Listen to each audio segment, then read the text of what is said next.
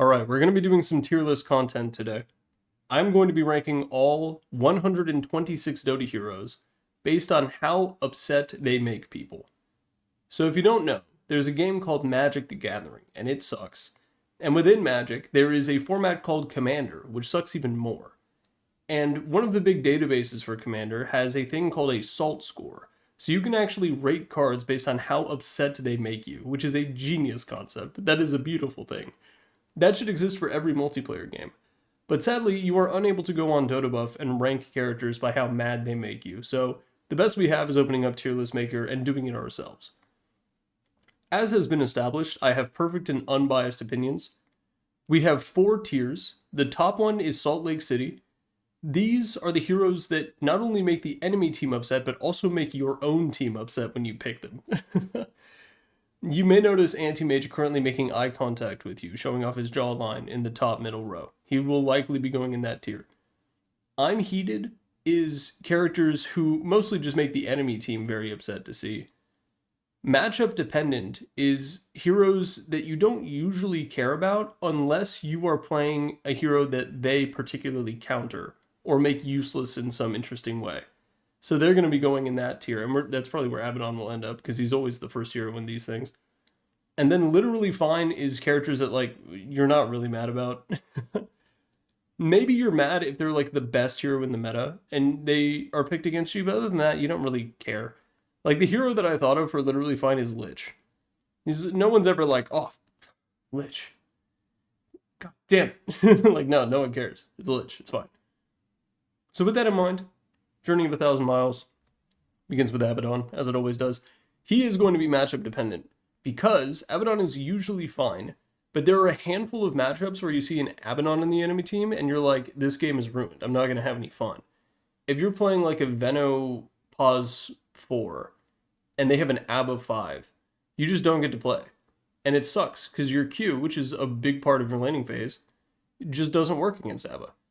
If you're playing a Quap 4 and you're being a little shitter boy, same situation. You throw your Q on the carry and then he uses a Photic Shield and now the carry they're not affected by it anymore.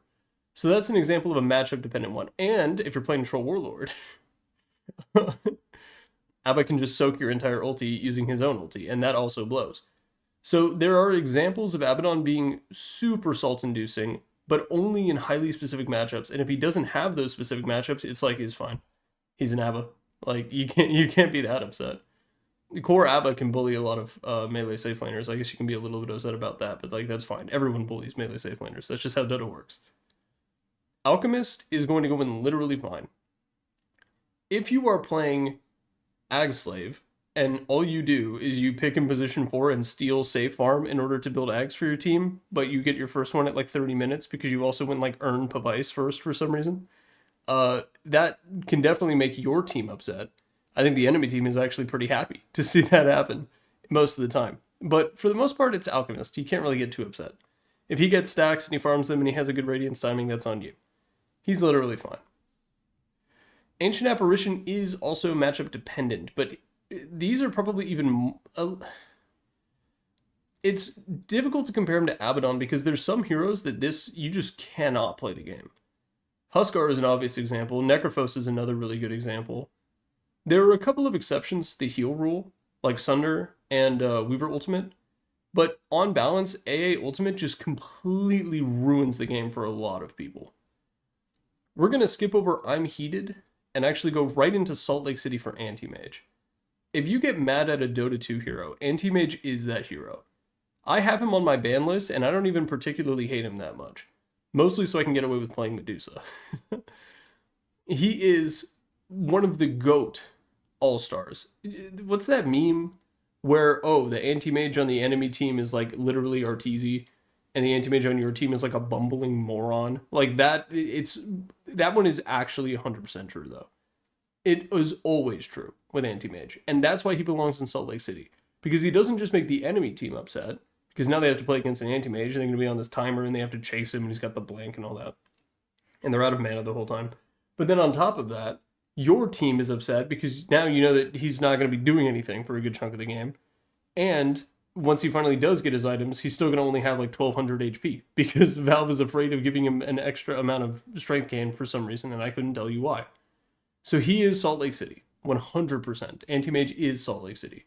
There's probably going to be around 10 heroes up here. We'll see, though. We're not going to put a hard limit. Arc Warden is another example of... This is I'm heated. This is a good example, because when you play against an Arc Warden, especially if you are the mid laner against him, you're like, oh god, they're going to blame me. Because you're going to lose mid to Arc. Because people think that he's a right clicker, and he's not. He's actually a caster, and he has an entire second mana pool that he can just burn. And he doesn't have to care about restoring it in any way, because he has his ultimate. So he hits 6, and he solo kills you, and it's like, bro, how'd you lose mid to an Arc Warden? And it's like he's literally a sniper with amazing spells, because his right click range is insane. You see this hero picked against you mid, especially if it's like God help you, if it's a Grandmaster. Like, Arc Warden is a very scary hero to play against, especially if it's a good Arc Warden player. And then on top of that, you have to be afraid of the fact that, like, he's going to outscale you because there's 2 of him. Is double dude. He can double his net worth by hitting the R button because there's 2 of them. Unless he's got Rapier, in which case it's like a 1.8 times. But you don't do that anymore, so it's fine. Axe is mostly... There should maybe be another tier between these, but he's literally fine. It's an Axe. He's a very fair hero. You know exactly what you're getting when he's picked against you. There's a couple of times that you get a little upset. You could make an argument that he's in matchup dependent because of stuff like Phantom Lancer or Troll Warlord, for example. But Dazzle, the whole like Axe countering Dazzle thing is like, it's a little bit too old school. He doesn't counter nearly as much as he used to. Or at least it's not as big of a deal. Or maybe Dazzle's just got better at the game. Or maybe Dazzle's just a broken character and has been for a long time. He's literally fine. Axe is a very fair and balanced hero. Bane is an example of I'm heated. The problem with Bane is that it doesn't really matter who you're playing. Bane counters you because of Fiend's Grip. And unless you have a very obvious solution, like a very long-range stun, or you have an Aphotic Shield, right, which is another reason why Abaddon is here, or you have Legion Commander Purge, you are going to get countered by Bane because of his ultimate. And then Nightmare is very frustrating to play into as well, and Feeble is super broken as well to play into. It feels garbage to have that spell cast on you. He makes you upset, and he's got a good lane. His base stats are nuts. Batrider is probably also I'm heated because of what Sticky Napalm feels like when he chucks it on you. If Sticky Napalm didn't slow your turn rate, it wouldn't be nearly as frustrating. But the fact that your hero has to sit in place and do the robot for a couple seconds in order to turn around really makes the experience of playing against Batrider quite difficult. He's also a character that you play into and you're like, where is all this damage coming from? You read his abilities and you're like, this doesn't make sense. And then you burn down in Firefly in like 2.5 seconds. And you're like, okay, well, I guess we're doing that now.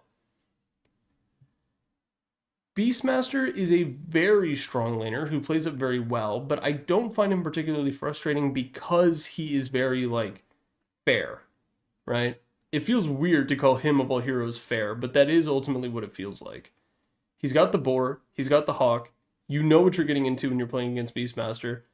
If he has 2 boars up, don't trade with him. It's that simple. And if he dives you, run away. Easier said than done, of course, because he's also got 2 boars up if he's diving. But you get the idea. He's literally fine, but he's like on the edge. Bloodseeker, very matchup dependent because of Rupture. There are a couple of characters in this game that like you cannot play into if you're going to get ruptured every fight, especially if you're the only valid, or not valid, but like only juicy target for it, like a Pangolier. Bloodseeker will never ulti until he can ruin your ulti because you're playing Pango, and then you can't even run away because all of your mobility spells are locked down. And there's a lot of other characters in this game that just get boned by Rupture. Nightstalker, for example, is a total pain in the ass. If you get Ruptured as that hero, you don't get to play anymore. He sort of cancels out a lot of people's ultimates with his own ultimate. Not enough that you can quite call him an anti-carry, but then on top of having to sit still and not use your fun spells, you're also going to get silenced and take a bunch of pure damage, which sucks. He's definitely a matchup dependent character. Bounty Hunter is annoying because of Invis, but for the most part, he's, I don't know. I don't get particularly upset, but he has a lot of parts of him that are annoying. Like, track always makes you feel a little bit unsafe if the enemy team isn't showing on the map and you don't know where they are, because you're like, oh, I can't take even mildly dangerous farm. Like, I can't even take the creep camps near the river, because if I'm tracked and they know where I am, they can come get me. So, but there's also the gold steal. The gold steal is so annoying, dude. But it doesn't make me that upset, because again, I think he's like very fair in what he does. So I think he's gonna go, you know what, we're gonna do it. I didn't want to do it, but we're gonna do it now. All right, I knew we should have done this before I started, but we've added a fifth tier. A fifth tier has hit the tier list. We're gonna have mild annoyance. So this is a character that you don't look forward to playing against, but you know that your game isn't completely ruined by the fact that they picked it, like in matchup dependent, or you become angry by default, like in I'm Heated. New tier. Brewmaster. He is probably also a mild annoyance, because you know that level 6 spike is going to happen and you're going to die. And it doesn't matter how much you've won the game up until that point. You could have absolutely trashed him in the lane. You could be level 8 as some random ass carry, but he hits level 6 and now suddenly he actually won the lane. Surprise, you can't lane anymore. There's another hero that's going to be very similar to that coming up soon in the D section. His name rhymes with Doom. It's Doom. Bristleback. He's so fair though. When he's not broken, a big part of this tier list is going to take into account the fact that they are not like insanely broken. When Bristle is broken, he is like Salt Lake City. But for the most part, he's totally fine because he has very clear rules. There are a couple of heroes in Dota 2 that have off buttons, right? There are certain things that you can do in order to completely negate them. Bristle is not unique in his off button being a form of break. Silver Edge is a pretty shit item, and it kind of sucks to go it, and I think Valve is making it shit on purpose to help heroes like this. Enchantress is the same. They do have break on Conda. I always forget that Conda also has a break because no one goes that item anymore. But it does have a break. So there are some ways of dealing with it. And it's a very straightforward way to do it. And then on top of that, you don't even have to do that because there are a lot of repositioning spells or long stuns in the game where he's going to be facing one direction for a couple of seconds. So you can beat his ass. And he can't take advantage of the passive that he's named after. Or rather, the passive named after. No, he was definitely named after the passive. I don't know what he was called in Dota 1 because that I'm not 40 billion years old. So, Broodmother is in Salt Lake City because Broodmother players get their communication score dropped for picking this hero. Or not their communication, I think their behavior score, or whatever, whichever one your opponents can affect. I have 12k good book points always because I don't pick Broodmother. This is a super frustrating hero both to play against in the lane and also in the context of the grander game because, well, her split push isn't as insane as it used to be, but now she also just is a raid boss because of her ultimate, Insatiable Hunger, basically giving her a Satanic and a Daedalus combined, or I guess maybe a Satanic and a Desolator because you don't crit, but you get so much bonus damage. It's like 150 or something like that. And then you also have the Spiderlings to deal with. And if you don't have a very obvious counter to that, it's going to be a pain. And if you do have an obvious counter to that, she's going to play around it, and she's still going to be a Broodmother who can hit like a truck. So Salt Lake City, partially because it makes your team upset. The only kind of exception to that rule, though, is that Salt Lake City, it's supposed to be for making both teams upset. When I have like a guy with a Chinese name, last pick Broodmother, mid, I'm like, hell yeah. Like, oh yeah, we're gonna win this game. I would double down, right? I still have a bunch of double down tokens because I'm a little B word, but that is a very invigorating thing to see. Is a name written in a foreign language picking Broodmother mid lane. That's a rallying cry for the match. But she also gets reported by default, and that's something that Anti-mage doesn't have. You don't report Anti-mages just for picking Anti-mages. Broodmother, you report for picking Broodmother. So I think she does belong in Salt Lake City, even if she slightly breaks the rules. There might be one or two other heroes that are in the category for the same reason. Centaur Warrunner is literally fine.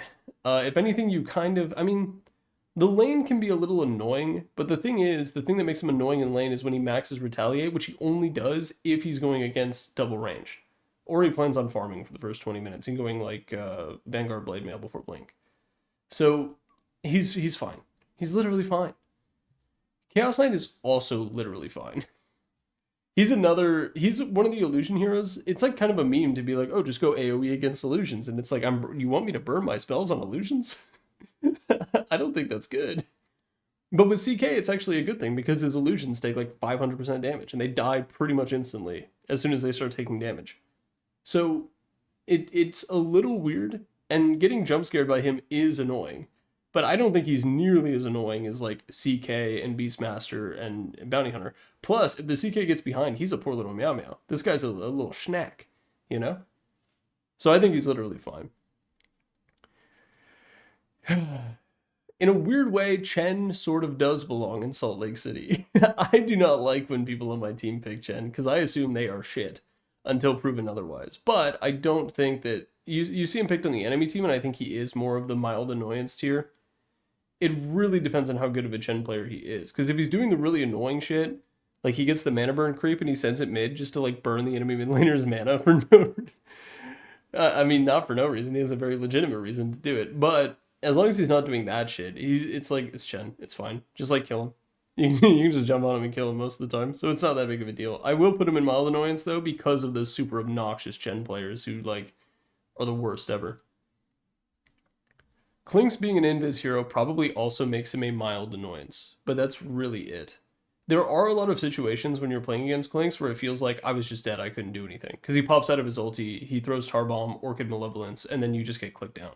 And if you're playing a support who doesn't have like a lot of natural tank or any kind of like fast reaction escapes, like Shadow Realm, for example, you can use that to deal with the Orchid, but then he just starts popping Orchid out of invis directly, and then you don't really have the option to do that anymore. He requires you to buy both Dust and Sentries and True Sight and stuff, as well as defensive items to deal with him. So I'm going to put him in mild annoyance. Mostly just because of, I guess the split push potential matters too, but it's mostly just because of the invisibility on him. Invisibility heroes are usually going to be mild annoyance or up. Clockwerk. He sucks to lane against, but beyond that, it's like, how upset can you be? If you're playing a Spirit Breaker and you're trying to ult while you're getting battery assaulted and you don't wise up and stop doing that, that's on you. So I want to say that he's literally fine, but also there's certain matchups where like the mana burn from Cogs is like debilitating in the early game. I'm mostly thinking of Medusa. It's fine. Medusa does not count for matchup dependent, by the way. She's such a weird hero in the context of the game that she like straight up doesn't count. Crystal Maiden, literally fine. Bit of a bulldog in the lane. Can be annoying to play into, but it's a Crystal Maiden. You're going to kill her, so it's fine. Darkseer is... part of me wants to put him in matchup dependent because there's a lot of heroes that really hate getting hit by Wall of Illusion. Or Wall of Replica. Like Medusa is an obvious one, but we already said that that one doesn't count. But like Anti-mage, for example, also abhors getting hit by this. We're gonna put him in, but the lane also, like you play like some squishy agi melee carry into Darkseer and you get like hit by those double ion shells and he surges them after you like a dick. Like it's pretty bad. But but outside of those specific situations, which are really just him being strong, right? I think he is overall just a mild annoyance. Dark Willow is also in the mild annoyance tier because of the chain stuns that she can do. You get Curse Crown, she's got the shard, so you're guaranteed to get hit by a Bramble on the way out of that, and then also you get hit by another Bramble on the way out of that, and then that's not even including Terrorize. So she can make you like not do anything for a very long period of time, and then Shadow Realm is particularly annoying, and I had this come up in a ranked game literally yesterday. I had to explain this to some people who didn't understand how that shit works, because they were like, I hexed her, why is she Shadow Realm? It has a fade time. So there is a brief period of time where you can still target her, but Shadow Realm will still go off because it's an uncancelable fade time. It's also a form of like, it's similar to invisibility in the sense that like you can't target them, but you get to see where they are, and True Sight doesn't work against it. So there are some like traits of Dark Willow that make her a mild annoyance, and then you might just get solo killed by Bedlam. So she's gonna go there. Dawnbreaker for me is like the most... Ooh, she gets me heated. If I were in charge, she's up here. Genuinely. I hate playing against Dawnbreaker. And not for the reasons that you think. It's not for the macro game stuff, not for the ganking. It's because you get clipped by the hammer in the lane and take 300 damage for no reason, and you can't dodge it because it's so fast. But the normal human being response would be in mild annoyance. For me, I get heated playing against Dawn. She's like one of my, what's the opposite of a Blorbo, where you hate them for no reason? That's kind of what Dawnbreaker is for me. There's going to be Monkey King is also going to be an I'm heated, but he will be there for much better reasons. Dazzle. That Q, man. That Q do things. When he busts it on you in the lane and you can't do anything about it, you just gotta have to meekly walk back to your tier 1 like, stop hitting me, please. And Shallow Grave, where he's gonna go in mild annoyance. This is probably going to be, it's funny because I started this not even making this tier, and this is going to be the most populated one by the end of it, most likely. Death Prophet. She's fine. Silence is, if you get hit by that silence projectile, yes, the AoE is the size of North Africa, but other than that, it's just like, you're fine. Her ulti is like annoying to deal with, but it doesn't do as much damage as you think. And then also, the worst part about her genuinely is her just spamming Crypt Swarm in lane. And you get 1 charges. So it could be worse. It could be a lot worse. I think she is literally fine. Spirit Siphon is also mildly annoying. All of her stuff is like mildly annoying, but not enough to get into mild annoyance tier because she doesn't have any one trait that is particularly annoying. So she goes in literally fine. Disruptor is a pain to play against because of Glimpse. Primarily. That's not the only thing. Primarily, can we get out of here? So the thing about Glimpse is it puts you in a position where regardless of where you are in a fight, you are in danger. And the determinant of whether or not that danger comes to fruition is really just whether he puts Glimpse on you or your teammate and kills them instead. The other... Oh, getting Glimpse back to Fountain is also the worst. Because, it happens. Sometimes you tab out and you're just like, you're completely, like, a little bit checked out of the game. You know, you're not giving up, but you're just checked out. So you alt-tab to check Discord or whatever, and then you come back in, and then you're like, oh, TP to lane. And then you see him waddle up on his little dinosaur, and you're just like, well, you might as well make him burn the mana, and so you decide to TP in instead of cancel, and then you have to go walk back to lane anyway, and it sucks. The other thing is his ultimate with Axe, but you always see that coming, right? You can always check his inventory and know, like, okay, Disruptor's about to have an Aghanim Scepter. Because in those cases, you have your BKB ready, you need your BKB to survive, but if he drops one of those on you from the fountain, from, like, Fog of War, you're probably going to die because of Kinetic Field, and then you can't pop BKB, you can't pop Manta, you can't do any of your other defensive abilities, you can't cast spells. You're effectively doomed. And sure, the damage isn't that much, but the sheer duration is enough that you are going to die. So the Disruptor Axe jump scare really does suck, and then Glimpse as well is going to put him in mild annoyance.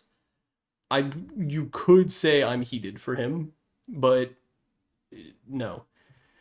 Doom is in I'm heated for the exact same reason that Bane is, because regardless of who you picked or how you're going to play, Doom counters you. You are always countered by Doom.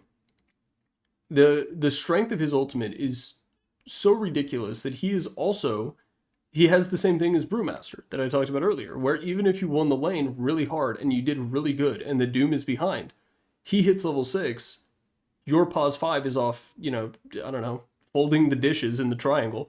You have now lost the lane. You have to concede the lane to Doom because he has Doom. And it's an ability that he's named after. Well, that ability is probably named after him. It's just a very... It sucks. It really sucks to play against Doom because the standard like farm treadmill procedure that you want to do, you can't do it against Doom. Because he hits R on you and he wins, even if you're like 2 levels up on him. So he's going to go when I'm heated, specifically because he makes everyone on your team upset because everyone has a chance to get doomed. Dragon Knight. Literally the finest... if you get mad... If you see a Dragon Knight in the enemy team and you're like, God damn it, you need to play a different game. And I don't say that to be mean. I just you need tic-tac-toe, checkers, chess would probably make you really mad. If DK makes you upset, you're going to see an opening in chess, you're going to be like, this game sucks. I'm quitting. I'm never playing this game again. He's literally fine. He's the finest that there is. Drow is also kind of literally fine. The only problem is you're going to get gusted from fog and get hit 4 times and die as a result at some point in the game. But that's not that bad. It's not that big of a deal. She's another hero that comes with an off button, because if you get really close to her, she can't launch her marksmanship arrows anymore. She still keeps the bonus agility from her facet, because Valve is weird and kind of split that up in a way that they were like, okay, we're not going to give her anything new, but we're also not going to nerf her, so they decided to do that, and they give her like the tiniest buff possible, but it's actually a meaningful buff. What was I talking about? Glacier's annoying. You get to hook her off it though as Pudge. Earth Spirit. This one is similar to Chen, very similar to Chen. Also, why does he do that much damage early on with Boulder Smash? It's not even that hard to hit. Like, you just get it bait. It's like if he was a ranged hero, it would feel a little bit fairer, but he's not. He's a tanky melee hero who wants to get in your face with 2 bracers. And suddenly he's got 1500 HP at like 8 minutes, and you're like, what? How did this happen? So he is a mild annoyance, but if he's also crazy good, like if you're like a Jerax tier Earth Spirit, it's definitely up and I'm heated. But that's really only Jerax. Most of the people who pick Earth Spirit are dog shit at Dota, so it's okay. I shouldn't say dog shit at Dota, but you know, they're bad at Earth Spirit relatively. But even a bad Earth Spirit can still make you kind of upset, so we're going to put him in mild annoyance. Earth Shaker is fine for the most part. He's a little annoying in current patch. We're going to try to do this a little bit meta-agnostic. The past few months of mid Earthshaker have made me a little bit frustrated. I really dislike playing mid against that hero. And I dislike playing against a mid Earthshaker too, because the timings are so good, and Slugger does not feel fair. And then he can also just blast the wave out with Q and his W incredibly quickly, and there's not a whole lot you can do about it. And he's shockingly uninteractive. For a character whose kit is like, interact, you can just not, which is interesting. So he's literally fine. He's a very classic hero. A lot of the very classic poster boy Dota heroes are going to be in this tier, as you can see. There's already quite a few of them. Elder Titan is... The only time he is really annoying is if he does that shit where he stacks like his own triangle 18 times and now like he walks up and hits you for 2000 damage with natural order, reducing your armor. That sucks. That's pretty annoying for him to do. But also there's like weaknesses and vulnerabilities to that, and then that probably means he's going as a core. Well, maybe not if he's stacking camps. I think he's mostly literally fine, partially because of the really strong shit that he does. You never blame it on him, which is natural order and what that does to your armor and magic resistance, depending on if it's him or the ghost. So I think it is literally fine, because the actually super annoying part of him, getting slept sucks. But you got hit by that stomp. You saw it coming. You knew what was going to happen. And then if you're getting chain stunned, it's fine. And then if you get hit, you wake up. So it has like a built-in fairness mechanic to it. I think he's literally fine. Ember Spirit. Chasing an Ember sucks. It's the worst thing ever. So you just don't do it. He's fine. It's okay. He's going to run out of mana 13 seconds into the fight anyway. It's okay. Enchantress is like pretty...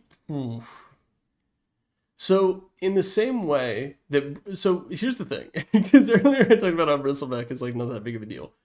Bristleback gives you wand charges. Enchantress does not. And that's the big thing. Because she's going to be casting Impetus. There's also those situations where you jump on her, but she was actionable for the exact period of time that it takes to cast her heal. And then suddenly she's back at full HP and like all the damage that you unloaded onto her. Because remember, the damage that you're doing to her is primarily going to be spells, and spells have cooldowns. So once you do that and she heals back up to full, all your spells are on cooldown now. And she herself isn't that big of a threat, unless you went like the Ags build or like Impetus cheese with the right clicks. But a good chunk of the salt comes from that, and then also from Impetus and what it does to the lane. Because it's a very consistent form of ranged pure damage, which, trust me, OD is going to be really high up here too. And she has a flavor of OD to her. And then on top of that, she can like grab a Hellbear and just like make it clap on you. And that's the worst. When you get torqued on by Tomato. So she is going to go in I'm heated. Because on top of all that, you also have to buy a break. So there you go. Enigma can be really tough in the lane. The Eidolons are very difficult to deal with. It feels very unfair in some lane matchups. But in other matchups, like my go-to, if I'm playing against Enigma core, I pick Gyrocopter every time. And I go like 1-0-2 just to clear out the Eidolons and like make it so we can't play that sort of game. There's a couple other, like Troll Warlord also does good because of the axes. You can blind them and then just like smack them twice and then they die pretty quickly. But what he does to the lane is very rage-inducing, and then on top of that, Black Hole. But Black Hole doesn't actually, at least not me, it doesn't make me that salty, because it's a big fat channeled ability with a cooldown the size of the sun, so it's not that bad to get hit by it. But it's also a giant AoE BKB pressing I win the teamfight button. So we're going to put him in mild annoyance, but honestly it's 90% because of the Eidolons, not because of Black Hole. Faceless Void. Getting all of your damage like nullified by his Q and then getting chronoed is awful. But it's kind of similar to Black Hole. And then one of the cool things about Black Hole is that when you see a really good Black Hole, even if it's happening to you, there's a sense of like, damn, he earned this. You know? There's a certain appreciation you have where it's like, all right, nice. The level 6 walk up when you're at half HP and cast Black Hole, that's bullshit. You have no respect for him when he does that. Faceless Void pretty much has the same thing going on. Where once, if he hits that good chrono, like with the dudes on the edge, the stuffed crust chrono, and then like universe style, there is a certain element of like, okay, nice, well played. We messed up. He did really good. You have a sense of appreciation for this. Maybe this is because I am a carry player, but I'm definitely not an Enigma player, and I can respect those guys too. So I'm going to assume that that applies to everyone. Remember, unbiased, perfect opinions. We're going to put him in mild annoyance. We're actually going to move him up to matchup dependent, and the reason why is because of his W. There's a couple of heroes that just like Weaver, for example. You get all of your cooldowns delayed, and it's like, God damn it, what am I even supposed to do with my life right now? I'm just this weak little bug. And then you go get squirched by the Chronosphere, because you can't Shikuchi your way. Maybe you can ulti. There are a couple of matchups where the cooldown delay from time dilation really just ruins your day. And then on top of that, he's got some of the salt from getting chronoed in the queue. So we're going to put him in matchup dependent, mostly because of time dilation. Grimstroke. The only times you get upset about Grimstroke is if you're playing like Broodmother and you get one shot by the Inkstroke, which is hilarious. Or you're playing a hero that is particularly susceptible to Dark Portrait. The thing is, Broodmother, like a lot of the heroes that I just mentioned, are going to be in Salt Lake City. He's sort of the anti-Salt character, in a way, because he makes the Salt picks wish that they had picked a different hero, which is Justice.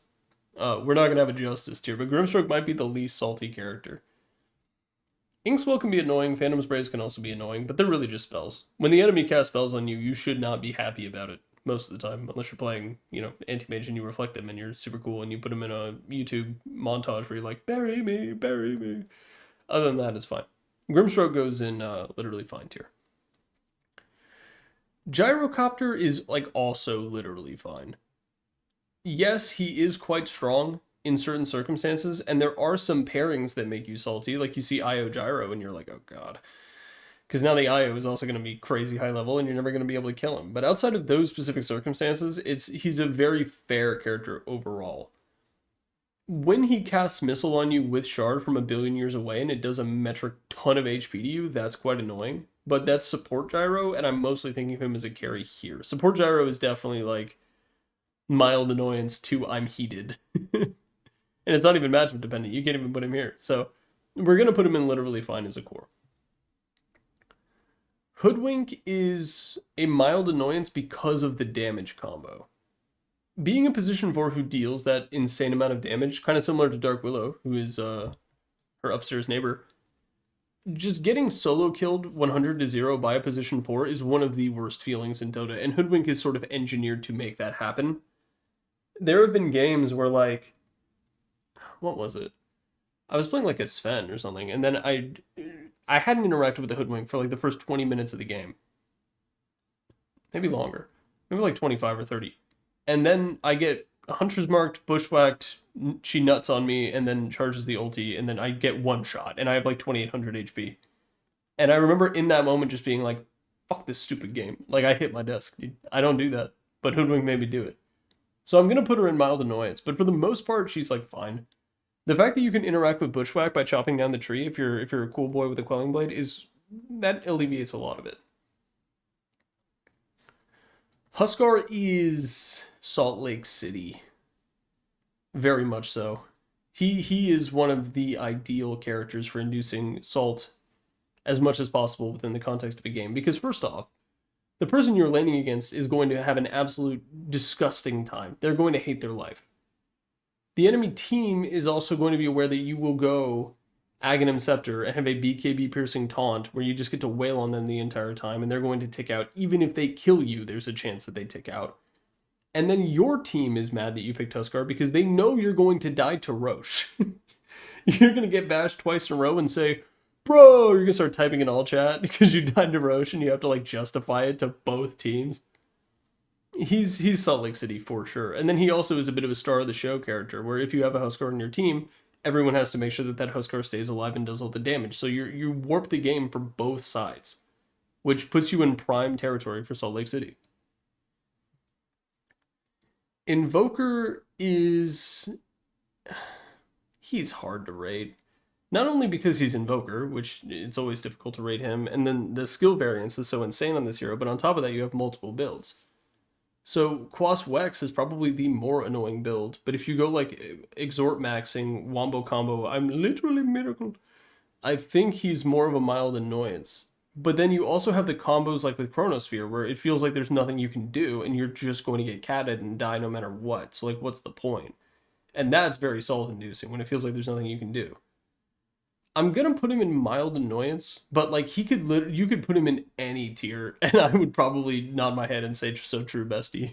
So we're gonna put him in mild annoyance because of certain lane matchups and the combos with like Kata. Like Ravage Kata, Black Hole Kata, Chrono Kata. It's just the best wombo combo like finisher in the entire game. So he's gonna go in mild annoyance. Io is literally fine. You're gonna get a kill jacked because he does a cool teleport play where he swoops in at the last second and nabs his carry out of a tough situation. Other than that, it's Io. Io Gyro, they get to hang out next to each other. Oh, no, alphabetical order. This is rage-inducing. Like, these two heroes together. I might do a video on Io Gyro eventually, because it's such a historically strong combo, too. Even today, though, it's very, very good with the Kritzkrieg facet on Io. Shout out to Team Fortress 2-headed dragon, Jakiro. We're going to put him in mild annoyance because of what he does to the lane and what he does to your towers. Other than that, he's a very fair character. He puts lines on the ground. Most characters put circles on the ground. Jakiro does cylinders, which is innovative. A lot of design space left, I think, in cylinders on the ground. Circles on the ground, we've kind of figured out all the circles we can do. You have characters who are entirely dedicated to circles on the ground. Disruptor, Underlord, Enigma. Jakiro does lines. Innovative. Juggernaut is like the lane. Spinning in the lane is a strong thing to do, and then on top of that, sometimes you just get boofed by Omni RNG. It gives and it takes. But every now and again, a Juggernaut will hit Omni on you in the middle of a creep wave, and you will still get hit 4 times in a row. He'll take a little detour to the range creep, somehow get the last hit on that, and then come back and immediately begin beating your ass again, despite it being like an averaged out to 1 in 200 chance of that happening. It will happen. So we're going to put him here mostly because of what spin does to the lane, and then offlaners hate this guy, and then Healing Ward can be frustrating too. So mild annoyance, but he's not... It's Jug. It's fine. It's fine. Coddle. He used to be super annoying because of mana leak. Nowadays, not so much. I think he's literally fine. He has some annoying moments, but he is going to be a moron and push the lane with Illuminate in a way that lets you get a bunch of last hits that you don't necessarily deserve. So we're going to put him in literally fine. But old Coddle was like probably mild annoyance because of mana leak and mana leak alone. Kez is like pretty frustrating to play against.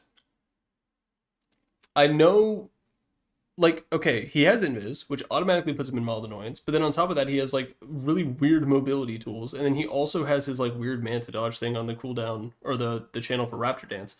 And then on top of that, he knows how his hero works perfectly, and you're not 100% aware. Part of me is tempted to put him in Salt Lake City, just because I see him on my team, and I'm like, why the fuck are you buying 2 Falcon Blades? Like, is it because you're a bird? Like, you don't have to go double Falcon Blades because you're a bird. But that is, I'm going to put him in, no, he's not in I'm Heated. He's in mild annoyance. Just because of the breadth of his kit and the requirements that you have to do, plus he has that stupid fucking counter. That shit is so annoying. I hate the counter. Kunkka. Kunkka is pretty Oof. You know you're going to be taking consistent damage in the lane because of Tidebringer. He has X marks the spot, which is like one of the most awful spells that it feels like to have casted on you. And then Ghost Ship and the Rum, and he's stupid tanky despite buying like a bracer, and that's it. He buys one bracer and he's got 2k HP, and you're like, what? And his armor like isn't shit. I feel like Kunkka shouldn't have any armor, but he does. So it's the combo and the feeling of inevitability, and then also what he does to the lane that puts him in I'm heated. Even though he's not necessarily that good right now, nor has he been good ever since they got rid of the water park, the Ags where it just cast Torrent everywhere. Because someone at Valve was like, what if we made a Ravage that lasted 10 seconds? Legion Commander is also I'm heated. We're going to put her in matchup dependent. There's a couple of matchups where Legion Commander literally just like shits on you and you don't get to play. Anti-mage is a good example because of Counterspell. Weaver is a total pain. Troll Warlord is a total pain. There's a couple of effects in the game that are like, oh, you can use this to dispel. Like I'm thinking Troll Warlord level 25 and Ursa Ags. But it only applies to stuns. It tells you when disabled, it lies to you. Because if you get taunted, you still can't use it.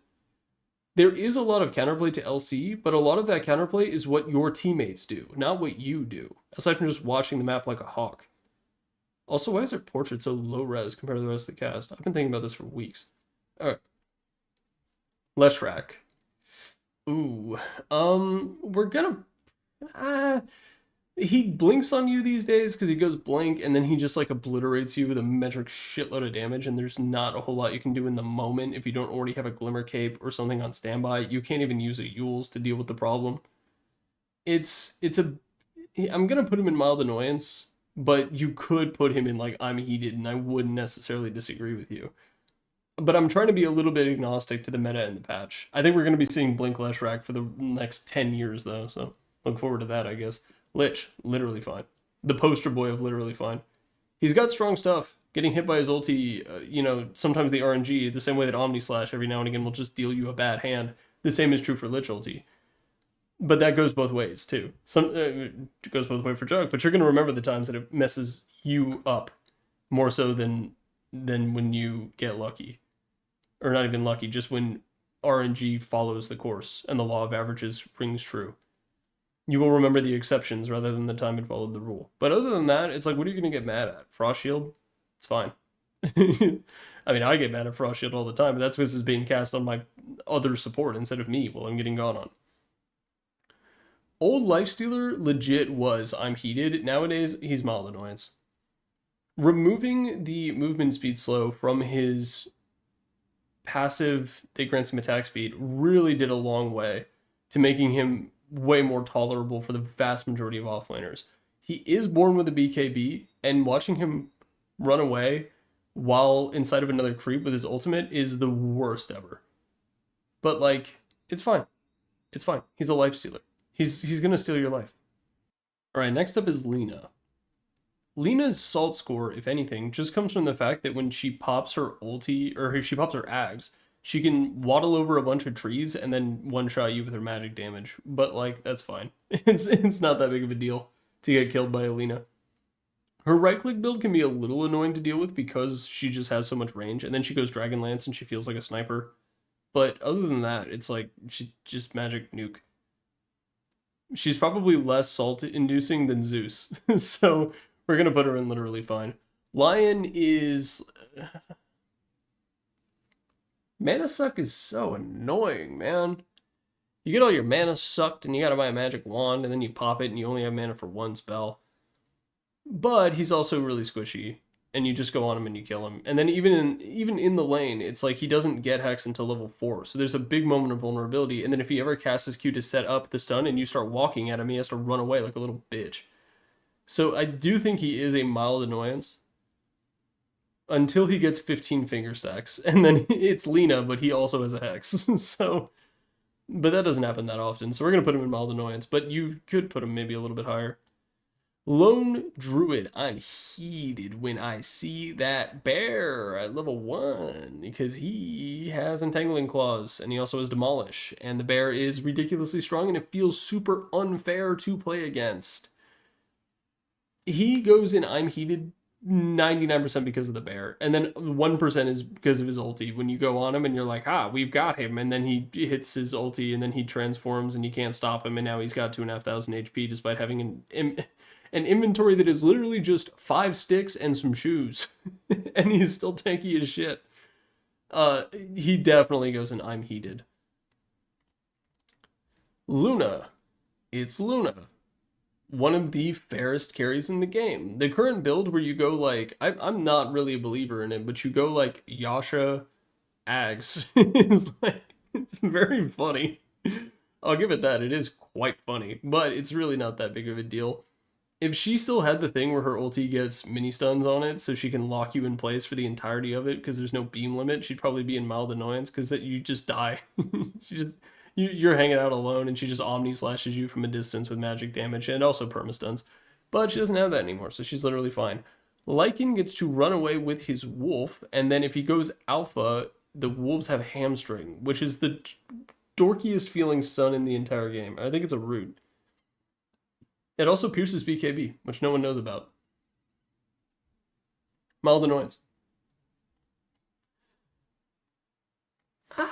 Yeah, mild annoyance. Mild annoyance. I was thinking about when he pops ulti and just runs at you and does a quadrillion damage because of the crit, but it's like, it's fine. There's a lot of heroes that do that kind of thing. Magnus is... we're going to put him in I'm heated. I do get heated playing against Magnus because whether, like, literally regardless of position, there's going to be something for you to be mad at. Because if he goes for the Empower Max, he's going to deny a shitload of creeps in your face, and there's nothing you can do about it because he has a 40 more damage than you. And then the yoink is extremely frustrating if he's a core or a support. And then if he is a support, he's going to be casting Empower on his own carry, and then it's going to be like, look, why is that carry so farmed, but you're not farmed? And it's like, he has a Magnus. People seem to forget about that, or maybe they just want to be mad and they're being stupid on purpose. But I think if you're being stupid on purpose, it counts as being stupid in general. He's going to go in I'm heated. And then regardless of what he's doing, you also have to deal with RP, which is a BKB piercing massive AoE stun that gift wraps you and the rest of your team up to get slaughtered by the enemy. Marcy. I also get heated with Marcy. Marcy ultimate is such an insane equalizer that it's on the same level as Doom of Marcy hit 6, you have lost the lane. And then right now, the meta with Helm of the Dominator is such that she hits such an insane power spike that she can really just kind of kill anyone. But being a carry, but like even if she doesn't have a great game, there's eventually going to hit a point where the position for Marcy has a BKB, jumps in, pops ulti, maybe she has a basher, and now she manfights you as the carry. And she has less than, like, she has a third of your net worth, but she's able to manfight you equally because of her ultimate, and that makes me very upset. Marcy is one of those characters where even if you really do great in the lane, she will still be a Marcy. And then from the support perspective, Suplex is super annoying. She has her W, which is a fat AoE stun that also transports her and buffs the person that she's doing. Marcy makes me very mad to play against. But I see her on my team and I'm quite happy. So I don't think she's Salt Lake City because I know that even if she feeds out of her mind, she's still going to be a Marcy. So it goes both ways. Mars is mostly fine. His ulti, though. His ulti putting your team in a cartoon fight that's a cloud of dust because they couldn't afford to animate it and you can't see them. We're going to put him in mild annoyance, mostly because of that and also because of the shoulder checks, where he just like W's you and then spears you for no reason and walks away. Which, I don't know what it is up with Mars players just being like, that's a thing we do. But that is a thing that Mars players do. And the spear makes it really complicated to actually kill him in lane because of the repositioning. And then even if he doesn't stun you, you're now over there. Well, he's over there. I guess you would be over here, and then he would be over there. Medusa. Ooh. Is she Salt Lake City? I think Medusa primarily makes your team upset when you pick her. More so than the enemy team. I'm going to put her in mild annoyance, but I could see an argument for Salt Lake City because she does scale like crazy. But a lot of other heroes scale to the point where they can still deal with a Medusa, even if they're not completely dedicating their playstyle to doing so. And Medusa's Salt really just comes from like getting hit by Snake in lane, which like, I don't know, move to the left a little bit. And then also the inevitable scaling potential. But a lot of other heroes like scale kind of even with her. They just take a little bit longer to get there. And then Medusa's ceiling is like a little bit lower than it used to be. Undulation helps in some ways. I might make an entire video about undulation because I'm an undulation believer. I think it's very, very good. I also believe in the Mjolnir rush into Ags, but that's a story for another day. Meepo. Meepo is Salt Lake City. There are so many... Like, if you're not a mid player, you don't understand how ridiculous it is to play against a Meepo. In the lane. Like, starting in the lane, we're just going to talk about that first. There's two of him, and he heals whenever he hits you, and then he's got poof. So, like, even if you want to walk up and trade with him, he can out-trade you because he has an insane amount of, like, physical damage, because, again, there's two of him, and they're geo-striking, or whatever it's called now. So, they are ransack. So, he's gaining HP from stuff, and then he also has poof, which is a ridiculous damage thing that also, not only does it put you at half HP, but it also secures the range creep. So playing against people in the lane is already a pain in the ass, and that's not even the worst part. Because eventually, he's going to be four of them. Poof does an insane amount of damage. Mega Meepo gets rid of all of his weaknesses. He's got Burrow. If he's a legit Meepo player, he is, like, one of the most frustrating things in the game. But also, when a Meepo is picked on your team, you get nervous, because you don't know if he's good or not. You see a Broodmother on your team, and you're like, oh, that guy's good. That guy knows how to play Brood. Even if he doesn't have a high Dota Plus level, even if he's like level 5 and he's at the XP cap for free-to-play, you know that he's going to possibly win the game on his own. With Meepo, you're like, oh, if you feed a little bit as Meepo, you're going to cost us this entire game because you wanted to, like, pretend to be Weehaw for 40 minutes. So I think he goes Salt Lake City. And he's just frustrating to deal with in a variety of other ways. Mirana is, like, fine. You will get hit by a stray arrow every now and again, but, like, boo-hoo. Well, Invis. We're going to put her in mild annoyance because of what she does to the vision game. Getting hit by a stray arrow and getting stunned for 5 seconds is hilarious. but also, if you get hit by a good arrow, like a really, like, she times it well, she, like, positions good in the trees, there is a certain element of, like, okay, you got it. But there's also, like, it sucks to get hit even by those. So we're going to put her in mild annoyance, but it's, like, mostly because of her ultimate, not because of the arrow. Monkey King is heated because of what he does to the laning situation. He turns every lane into a highly binary scenario where if you're a melee character, and it doesn't matter what melee character, like, I can't think, like, what, Ursa? In what circumstances are you playing Ursa into Monkey King? And even then, I would argue that, like, that's probably an even matchup. So, I don't know. I don't know that matchup well. I don't know if it's even or not. But Monkey King, playing against a melee hero, wins the lane by default, and then that enemy melee hero doesn't get to do shit the entire time. It's very difficult to deal with a Monkey King in the context of the lane without amazing jungle management and amazing support play. So now, you know, if you're the support, the onus is all on you to make sure that they never get a pull and you're able to get pulls.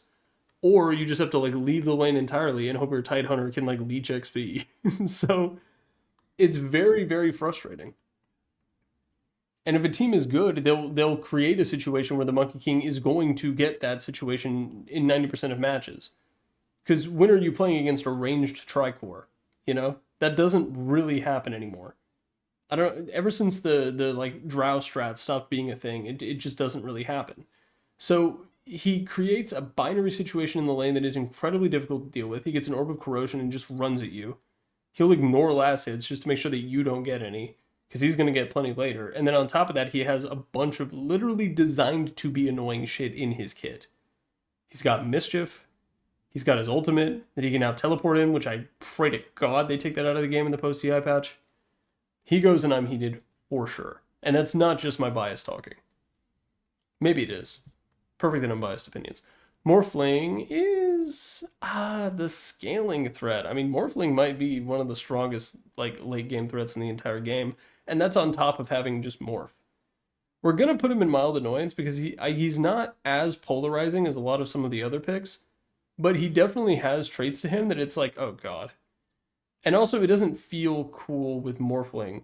Like, a good spell steal on Rubik, you have a little bit of respect for because there's a sense of timing. But Morphling doesn't have to care about the timing of the enemy casting spells. He just becomes them and uses their shit. You know, you play Gyro into Morphling, it's miserable because he gets flat cannon. And he'll throw a missile on you, and you're like, oh my god, that's what I've been doing to people this whole time? He's He's got his salty points. Salt water. Saltwater taffy. Muerta is okay. The only really frustrating things about Muerta, there's the mystery power spike that I keep trying to trademark whenever I bring up Muerta. But then there's also the fact that like you buy a Ghost Scepter because you didn't read her innate and you're like, why am I getting hit? But on balance, like she's fine. She's fine. You can't be that upset. W's kind of a shitty spell. Sometimes you get hit by a dead shot from like a billion years away and you're like, God damn, why did that do so much damage? But other than that, it's like, it's fine. The things that other carries on this list can do are way worse than anything that Muerta can do to you. She is overall pretty balanced. Naga Siren is like, ugh. She's a strong, mild annoyance. Both because of net and because of her ultimate. Her ultimate is, well, in some ways, she's sort of a Salt Lake City because she will boof your own team fights, which is super annoying and one of the worst things to see. Not only because of what's happening to you, but you also know that the Naga Siren is like ripping their hair out because they just ruined Ravage or like a black hole or something, and they feel like shit. But Naga sort of punishes herself in that capacity, so I think she goes in mild annoyance. A good chunk of that is just reel in. The support Nagas need to go. Nature's Prophet, I'm heated. Why does this character hit for a quadrillion damage? His stat gain, if you have never looked at Nature's Prophet stat gain, open up Dota right now and look at it, and you'll be like, whoa. Like, and the reason that he has such insane stat gain is because he doesn't have any kind of right-click effect or steroid. He has no like inherent crit or cleave or anything like that.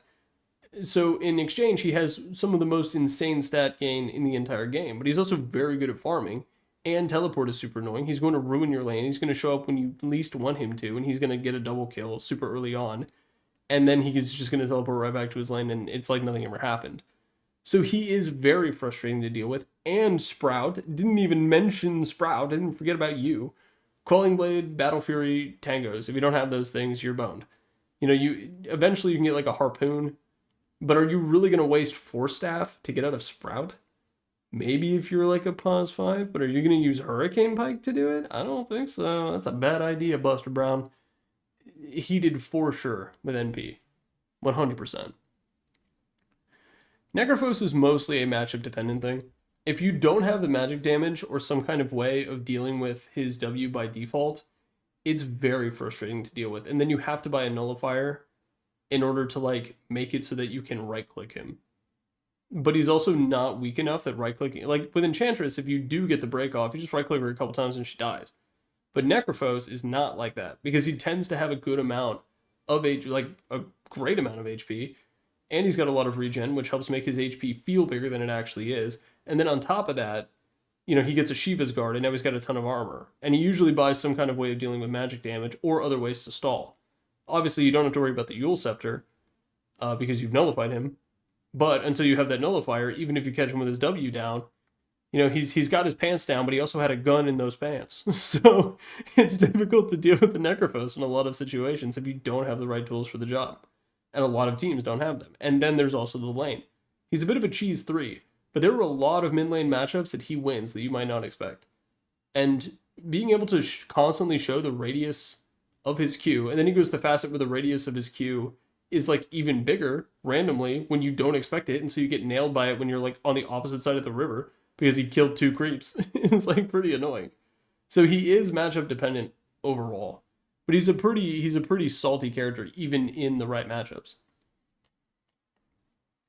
Night Stalker is mostly fine. No. The W silence. I constantly blaze Crippling Fear because of what it does to the way you respond to those kinds of silences. Because the normal things don't work. So you have to pop BKB. But you're popping BKB to deal with an AoE silence. And like not anything truly crazy. But you have to do it anyway. So his ability to force you to pop BKB or burn defensive tools, like a Force Staff or something like that, and eventually he gets a Harpoon, and then the Force Staff doesn't even work. So there's elements of his kit that are super annoying to play with, plus if you are a support, he will just like pop out of it, like you hear the sound effect of his ultimate going, and then you just get Echo Saber popped. Oh my god, it's the worst. Because he does so much damage. You play like Crystal Maiden and you're getting, it's like the stiletto of a Brazilian hip. Oh my god. I'm having a stroke. The stiletto heel of a Brazilian stripper crushing down on a grape. That's what it feels like. And you're the grape. And it's the worst. Nyx Assassin, he is also going to be matchup dependent. If the Nyx snowballs, he is super annoying because it feels like no matter what, you can just die out of nowhere, and that is difficult. But that is a relatively small minority of games.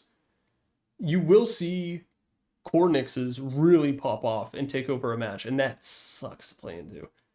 But Spike Carapace is quite annoying, and then the thing that really makes it matchup dependent, though, is the mana burn. So, Medusa doesn't count, but there are a lot of other heroes who really rely on having a mana pool. And then if he goes to Facet, he can burn like 40% of your max mana, not current mana, max mana, on like a, 3.5 second cooldown, something like that.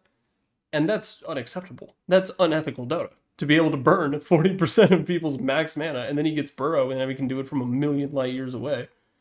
It's very difficult to deal with. That's part of it. The other part is Spiked Carapace.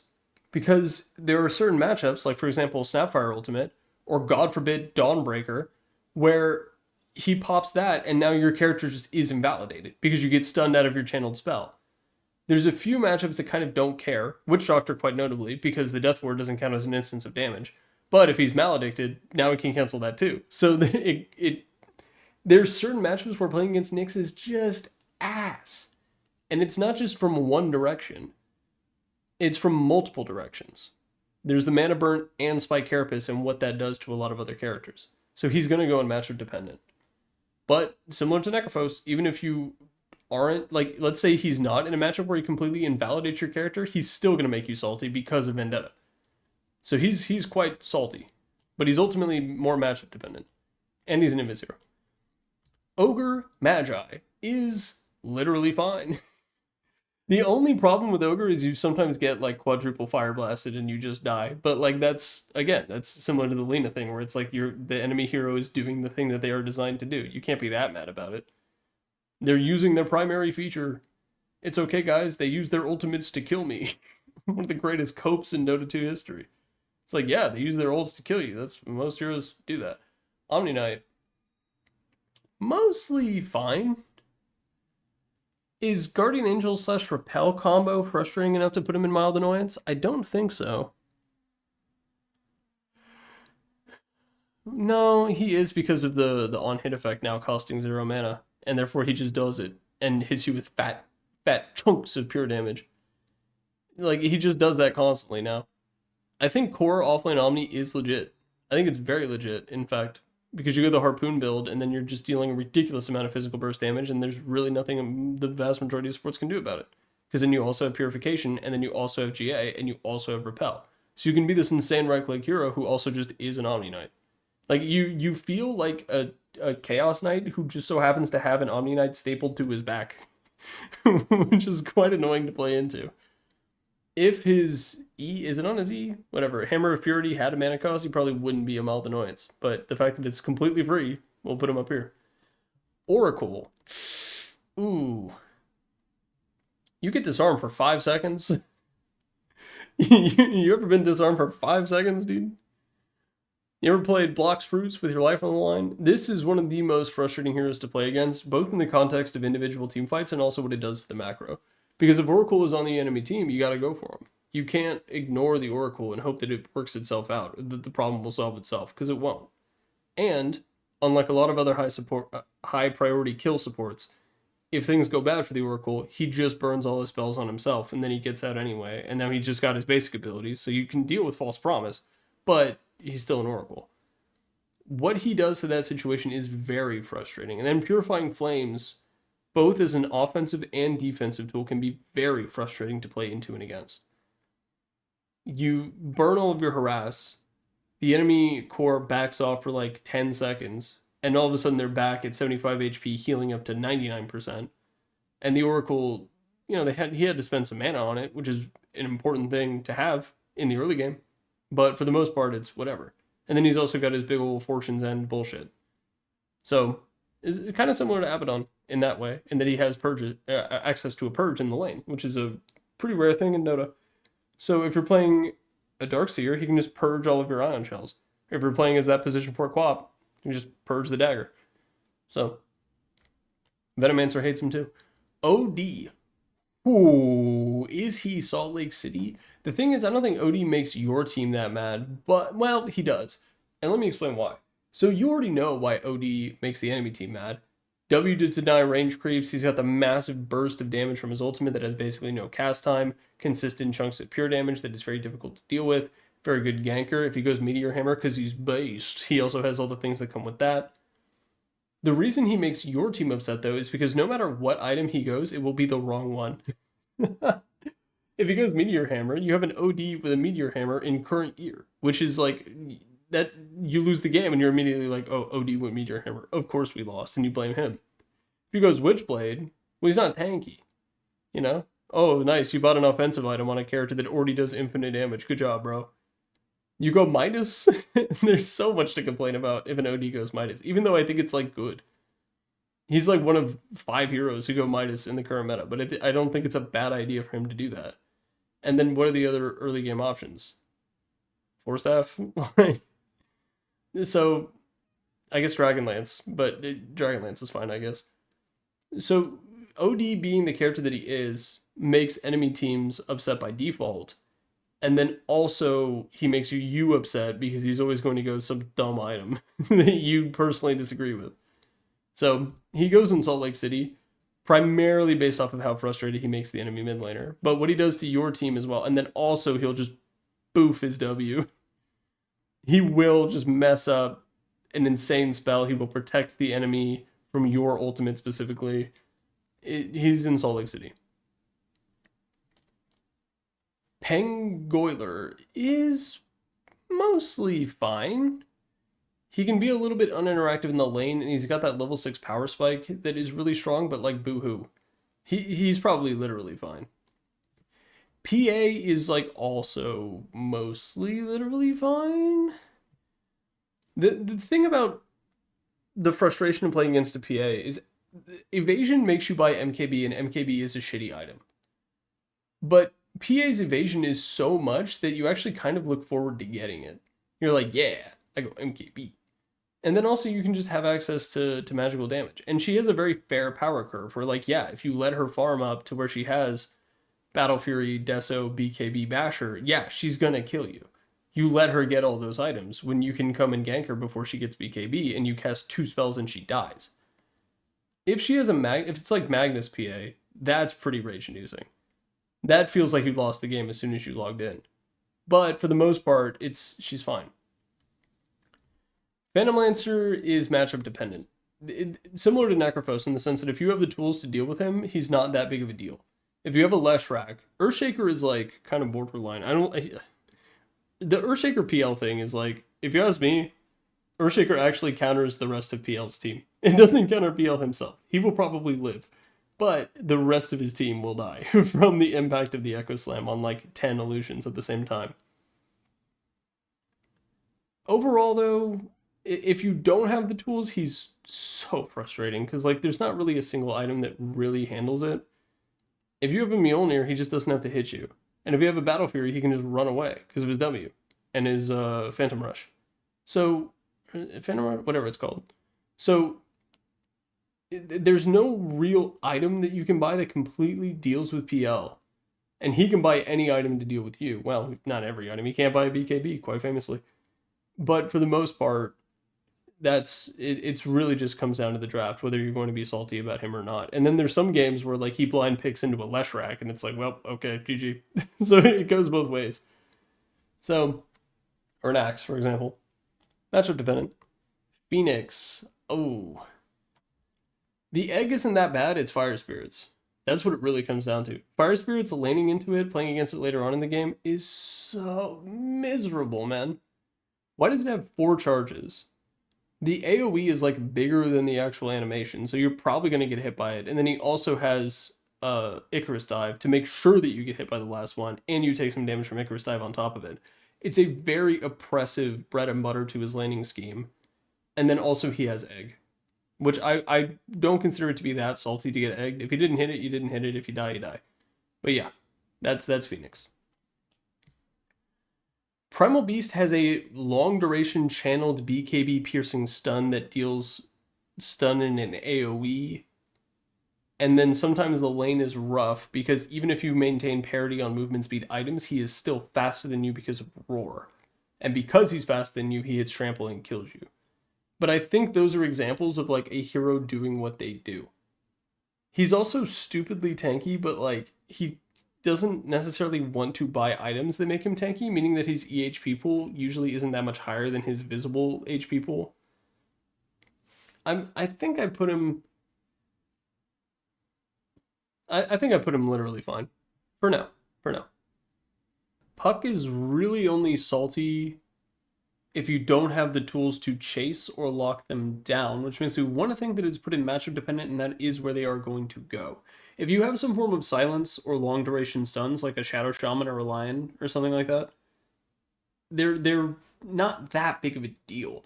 But also getting Dream Coiled sucks, and getting Silence sucks, and getting clipped by Illusory Orb when you thought you got away from the fight sucks. But it's... The thing is, if you don't have the right tools to chase a puck, you just don't do it. And it's fine. The problem is when you don't have the right tools to chase a puck and you decide to do so anyway. And he's able to burn 30 seconds off the clock after you won a team fight and now you don't get to take a tower because you chose to chase a puck instead. And that's on you. So I'm going to put it matchup dependent. But there's also some lanes where playing against a puck really sucks. Like Queen of Pain, for example, is like the classic like puck kind of shits on that matchup because you can just dodge the majority of the bullshit she's going to throw at you. And then also you can lock her down. Puck is one of those heroes that kind of counters themselves. So matchup dependent. Also, you may think that a 1v1 mid in like the game mode with a puck mirror would be fun. It is not. It is ass. Straight cheeks. Wouldn't recommend it. Don't do it. Play Huskar instead. That one's actually pretty fun. Pudge is... Oh man, you get hooked like twice in a row and you want to uninstall. This might be Salt Lake City. Partially, okay, so it's Salt Lake City in the sense that you are making the enemy team frustrated because they have to worry about a hook. They have to constantly do a little dance around in order to avoid getting hooked in the lane. They need to set up vision properly and in specific ways, and they still have to be worried about you because you have a long duration channel BKB piercing stun.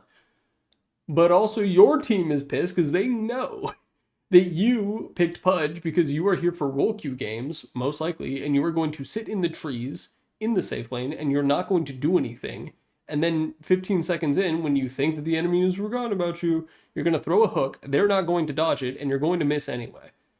The experience of having a bad Pudge on your team is miserable because he's so not tanky. Like, if the Pudge doesn't pop off, if he doesn't get his Flesh Heap stacks, and he doesn't have the gold to buy tank items and increase his EHP, he's just food. And you get in situations where, like, because Pudge players are morons. I love you guys, but you guys are stupid. You'll hook a Slardar and then blink out. Why did you hook him in the... Like, why'd you do that? You just put your blink on cooldown. That's all you did. And then there's high ground situations where he, you know, we've all seen it, where he hooks a Centaur of all heroes, and then you blast all your spells on the Centaur, because you got hooked, you got to do it. And then the Centaur lives anyway, and then you lose the fight, because Centaur functioned as the entirety of BKB, and it's because Pudge made a bad decision. So it's Salt Lake City, primarily because of how upset he makes his own team most of the time. Every now and again, you'll get a core Pudge player who really knows what he's doing, and it's like, oh shit. Hook is a broken ability. Dismember is a broken ability. Pudge is tanky. But that is a rarity compared to the number of absolute deadweight Pudge players that are bumbling around in the ranked queue, waiting to get on your team. The only saving grace is that Pudge gets pick bans so often, because he is so popular. He's in Salt Lake City, for sure. Pugna is the channel mascot. Pugna's mostly fine. Decrep is annoying. Suck is really annoying because you get in those 1v1 situations where you're a core, but the Pugna decreps himself and starts sucking you, and now you're going to lose this fight. But outside of those specific situations, it's like, Does do some good damage, can be kind of annoying to kill. A little bit of a crunch to your target than you might expect, pretty much just because of Decrepify, but if you have magic damage, it's not that big of a deal. It's really just the life drain, suck, and the decrep shenanigans that are annoying. If you die to Netherward, that's your own fault. You get wrecked. Queen of Pain. The Q is mild annoyance, mostly because a little bit of it is like the puck chasing thing, but the blink has a sense of finality to it, where she blinks, you walk up to where you think she blinked, she's not there, you give up. People don't do that with puck. Puck will always make sure to be on the very edges of your team's periphery vision, so they think they have a chance. Quap is just out, so the chase binary is there. It mostly comes down to the dagger. That and her, she can get weirdly tanky, thanks to, is it not masochism? No, it is masochism, right? Not sadism? Whatever the facet is. She is just, it's really just the slow from the Q, and then it cancels your blink dagger for 18 seconds straight, which is pain. It's so painful. There are times where, like, Quaps will blink onto the high ground specifically just to cast Q on their offlaner to negate the blink for 18 seconds. And that is the mild annoyance that Quap represents here. Other than that, she's a pretty fair, straightforward hero. She yells the gamer word at you so hard you die. Razor is pretty frustrating. I almost want to put matchup dependent, but like it also totally isn't, because there is someone on your team that will get countered by Razor and you all will pay the price for it, because the static linked Razor with like plus 100 damage, and he's tanky because of the E, or not tanky, but like punishing you for attempting to kill him. And then Eye of the Storm is also incredibly frustrating because it bullies whoever's on the lowest HP. So what he does to the lane is very difficult. Static Link frustrates the hell out of so many characters. I mean, just like, you know, I keep talking about Troll Warlord because I like that hero so much, but like, just look at, like, Static Link on Marcy is a total pain in the ass. You put a Static Link on a character who doesn't even right-click, like a Doom, or a Pudge, or a Kunkka. Well, Kunkka kind of right-clicks, but you get the idea. Is like, he's just guaranteed to get that damage. And then if his ulti is active, he's going to wear them down very quickly. And so this tanky guy is no longer tanky because he got 15 armor stripped off of him. Razor does make people heated. He makes people very upset. Well, a big chunk of the video that I made on Razor was talking about how mad he makes people. Ricky is also an I'm heated character because of the invisibility. Invisibility gets you put in mild annoyance. He has permanent invisibility. And then on top of that, he's hyper evasive, very difficult to chase. The cloud is so annoying to deal with. But he doesn't make his own team upset. If anything, he kind of makes his own team happy because they know that a good chunk of their vision isn't going to get dewarded because they're spending all of their centuries trying to find the goddamn Ricky. Ringmaster is like fine, mostly. I'm trying to think if the daggers and Escape Act are enough to put him in mild annoyance, but I don't think they are. I think he is literally fine. I'm trying to think. The whoopee cushion might be the thing that pushes him over the edge. Yeah. Having access to all the weird little, like, oh, and by the way, I can do this, because people still aren't 100% used to Ringmaster's kit.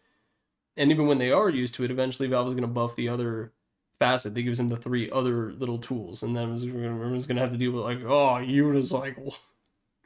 Even though Unicycle is, like, kind of useless. He's mild annoyance because of Escape Act, plus the daggers, plus Whoopee Cushion. Whoopee Cushion is what pushes him up. Rubik. It really, this is like this is matchup dependent. Because if you are a Crystal Maiden, Witch Doctor is kind of an exception because you can flicker the W. And Crystal Maiden has to get an axe to prevent Rubik from stealing her ultimate, but like Black Hole, you have no choice. You're getting your Black Hole stolen. And like you're getting Shackles stolen. All of the heroes that have big channeled spells hate playing against Rubik because there's nothing that they can do. They have to sit still after casting that spell. And that means that Rubik can steal them. And a lot of the channeled spells are very strong, and he gets extra cast range, which makes them even better. Because yeah, he has to stand still too, but he gets to stand still over there, while you're over here. And that's quite frustrating. There's a lot of heroes in the game that abhor playing against a Rubik. And even just like OD, right? The OD Rubik mid matchup is hilarious because he steals Gay Baby Jail and he puts the OD in Gay Baby Jail and steals all of his int, or his mana pool. So he can't actually be an OD anymore. There's a lot of characters who just hate playing against a Rubik. And then even the characters that don't necessarily hate it, like Tidehunter, for example, he has to play in a specific way in order to prevent Rubik from stealing Ravage. He has to hold the E or the Q. Or I guess nowadays you can kind of use the W because it has the fastest cast time, but there's still the possibility of it. And you constantly have to keep that in mind. So, you're playing Ogre Magi, you have to save your E for after you cast Fire Blast or your W, because if Rubik gets that, he's going to obliterate your team. Maybe not obliterate, but he's definitely going to be a bigger annoyance to your team than you are to his, because of what Spellsteal does. So the way that he changes people's playstyles, plus the fact that if you have one of those big flashy channeled abilities, it's a real pain. It's a really big pain.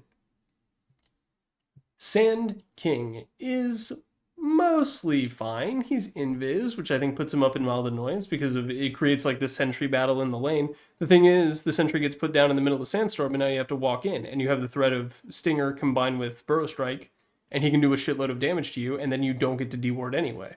So he sort of wins that vision game by default. And then Epicenter does like too much damage, but it's fine. It's fine. It has a long cast time, which means that it's okay if it kills you instantly. Hoodwink is the same way. Shadow Demon is also matchup dependent. There's a couple heroes that you disrupt them and they just don't get to play. Anyone with a Radiance, you cast Disruption and the illusions will keep the Radiance effect. Anti-mage blinks on Shadow Demon and gets disrupted, and now he has no mana because he doesn't. Both of the illusions deal the full amount of mana burn. Any hero that has some of those really crazy on-hit effects cannot handle getting disrupted. And then the rest of his toolkit is also, like, he has a BKB piercing nullifier that also slows you like crazy. He can heal his teammates, he can save his teammates with disruption. Shadow Poison is quite annoying if he knows how to use it well. And it does a ridiculous amount of damage, and it gives him really strong vision control. There's a lot of parts of SD that don't make you salty, but there are a handful that really make you salty, and then if you're playing a certain kind of hero that gets boned by the illusions, you are not going to have any fun. So he's matchup dependent. But he's not nearly as bad as some of the other matchup-dependent heroes on this list, like Nyx or AA or PL. He's not a win condition. That's kind of what it comes from. Those other heroes can be win conditions. Shadow Fiend. Quite annoying if you're playing a melee hero. And the Shadow Fiend player himself is a dickhead pretty universally. But just the hero itself, I think, is mostly a mild annoyance, because of what it does to melee laners in the lane because of Raise. If you can very consistently get, it doesn't have to be the full combo, but just like mid-raise, far raise while you walk away. It's a good amount of mana for him, but it's like half your HP pool. And Tangos is not enough. And even raindrops don't really work against Shadow Raise because it's multiple instances of heavy magical damage, and the first one burns the raindrop, and the second one actually deals the damage. And God forbid you get triple raised. So I think he is ultimately a mild annoyance, plus he's very fun to bully when he doesn't have any damage and you get those denies at like the very first wave. It's like, haha, your range creep. You thought it would be yours, but it is not within your grasp. I have denied it from you. I have stripped you of your succulent meal before it entered your gullet. Shadow Shaman, Hex and Shackles alone, I think, make him pretty annoying, plus the side lane banditry. Because you can drop snakes and walk away on a tower, and it will kill the tower. Or at least deal a shitload of damage to it. If it's like a tier 2 and he's only got level 1 or level 2 snakes, it won't kill the tower outright. But it just has a creep wave to tank for it, that he got it in that position because of Ether Shock. And then you get hexed out of fog and then shackled, and you're like, well, might as well go to the bathroom, because I'm going to be standing still for 8 seconds, and then when I come back, I'm still going to be respawning. So there are some really frustrating situations with Shadow Shaman, plus some of the lane combos, like an Ursa or a Juggernaut. A really big pain in the ass to play into. So we're going to put him in mild annoyance. But he's also, he has no natural defensive tools outside of stunning you, and one of those stuns requires him to stand still. So I don't think he's in I'm Heated by any metric. I'd rather play against a Shadow Shaman than pretty much any hero here. Silencer, matchup dependent. This is another character where if you have a big fat channeled spell, it's no fun. But Nyx and Rubik, there's ways to get around spell steal. You have, Lincolns, or like I mentioned, CME by Axe. Nyx Assassin, you can't deal with Witch Doctor ulti because it's its own thing. Silencer does not give a shit. Silencer does not care. You have a black hole or something like that? No, you don't. Every time you cast Black Hole, you're going to get Global Silence after a half second of duration. So you have situations like that, and then you also have situations like Shadow Fiend ulti, where you can cast this and it cancels that, Burrow Strike is or not Burrow Strike, Sand King Ultimate Epicenter is another good example of that. There's a lot of really strong channeled abilities in the game, and even just stuff like Dismember. Your carry's getting dismembered. You pop Global Silence, he's no longer getting dismembered. And his day gets better. Skywrath Mage, the silence is annoying. And he goes Rod of Atos. Well, I guess that's not so meta these days. He's probably more frustrating as a mid laner to play against because it can feel really uninteractive when he just mashes W and hits Q 3 times and you die. But other than that, it's like, and like, if that's happening to you, like, boo-hoo. That's just him being the character that he is. He's fine. Dardar is, like, also mostly literally fine. I need a sec. Because when he bashes you and kills you at 45 minutes, because minus a bajillion armor, and then he also has like an AC or whatever, and then he also just deals a shitload of damage regardless of the bash damage, but you're also stunned, and W just slow. It's frustrating, but he also has one of the weakest like blink in circles on the ground type offlaner spells. I'm gonna say that he's literally fine. I mean, he's literally fine. Bring back his old portrait. Slark is super annoying. I'm heated playing against a Slark.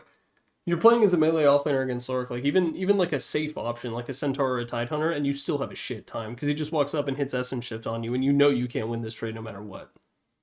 As Tidehunter, you can reduce his damage with your E, but he's still going to be stealing your stats all the same, and that means that you can't even come back.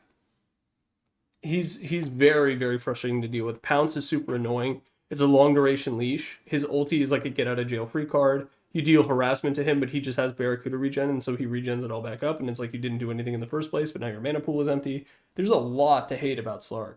There's a lot to hate about this hero.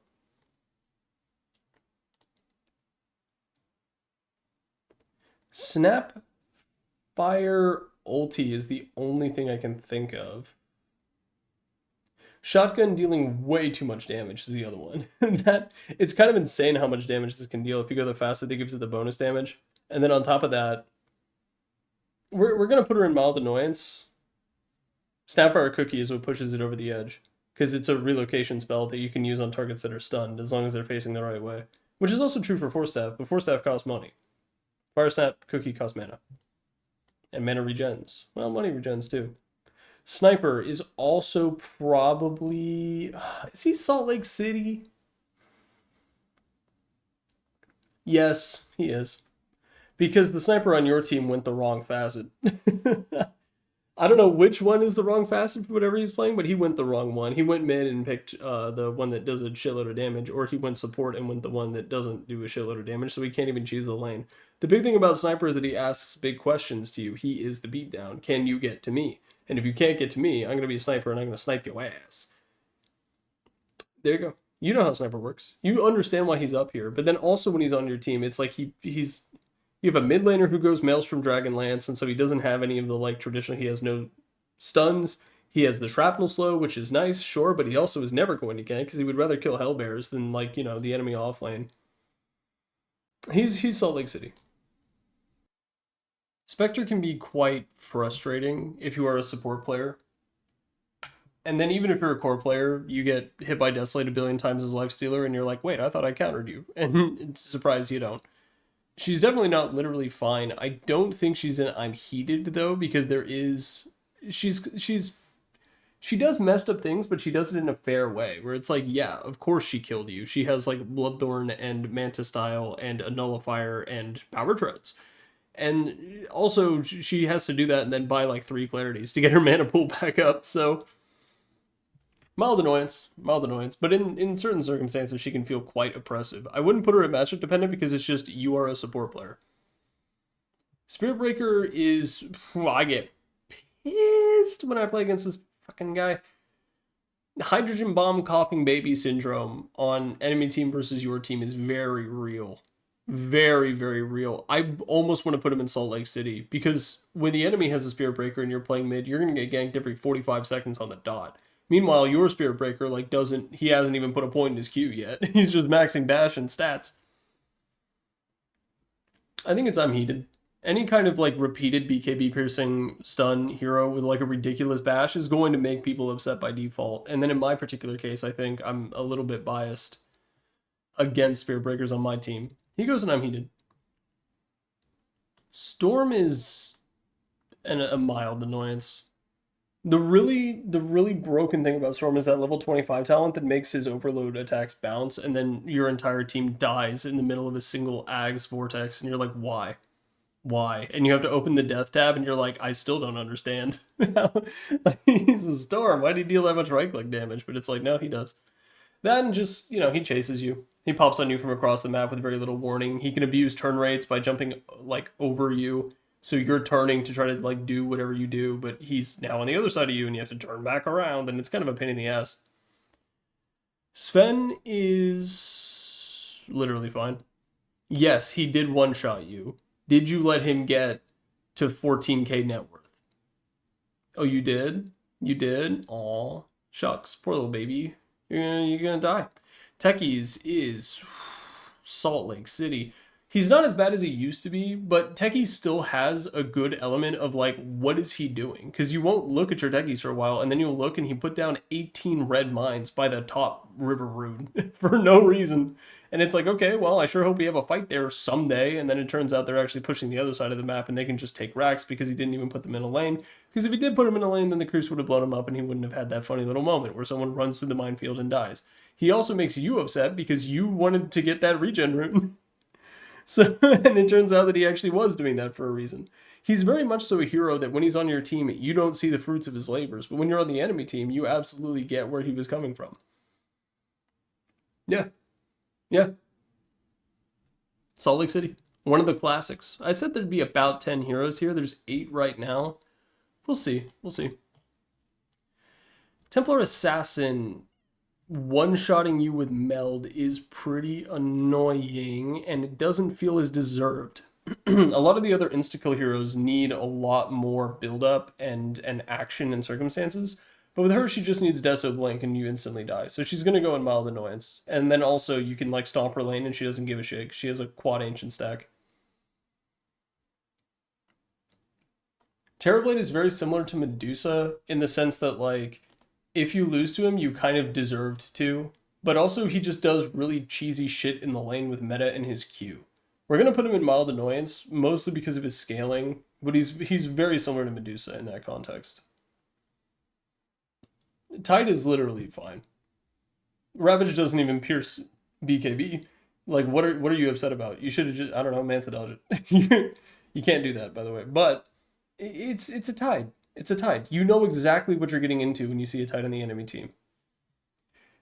Timbersaw is rage-inducing for me. Even, like, of course there's the situations where, like, oh, I picked a Sven, or I picked a Lifestealer. You know, a Lifestealer is kind of a weird example, but you pick, like, a melee strength Chaos Knight, right? And you're like, okay, I'll just lose. Like, I'll just get my shit stomped in the course of the lane because of the strength reduction, like 13% or whatever on his Q. That also just does a metric load of pure damage, and having a metric load of pure damage while also being stupid tanky and also being stupid mobile and somehow not even having mana problems, like, what's the deal? Like, this Timbersaw to me feels profoundly unfair in the way that a small handful of other heroes do, but I'm not upset to see him on my own team, and then his Axe is just broken as well, because it's like, oh, you have burst damage? Yeah, good luck, dude. He's definitely in the I'm heated category. And then he also, if you're a hero that interacts with trees, he kind of just sort of bypasses a lot of those mechanics. So like he can track down Hoodwink very easily. He can knock you down as Monkey King, and you have to be very, very careful about using Tree Dance. He doesn't need a Quelling Blade against Nature's Prophet, who is his upstairs neighbor. Tinker is... oh, he's also Salt Lake City. So he's not as bad as he used to be back when Rearm worked on all items.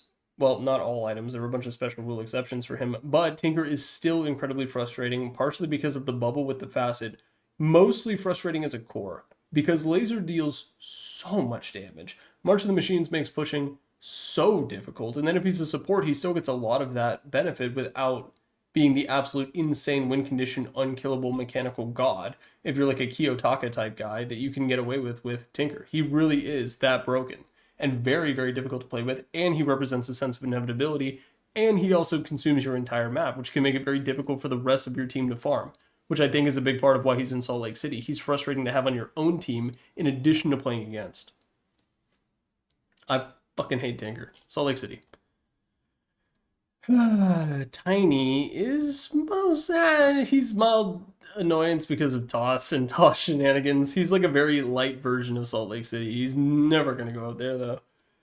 It's toss giveth and it taketh away, which we all know, but then there's also the circumstances of like, oh, I'll channel my spell in the trees, and then you get avalanche, and it's like, well, never mind. And then also he has craggy exterior, which make him really annoying to man fight and really annoying to get down in general. Plus he's just tanky as shit by default and does a ton of damage. His weakness is the lack of attack speed, but no one's ever like, okay, he doesn't have attack speed, it's okay. Same thing with Sven, really. But Sven, at least, you know, you actually feel it.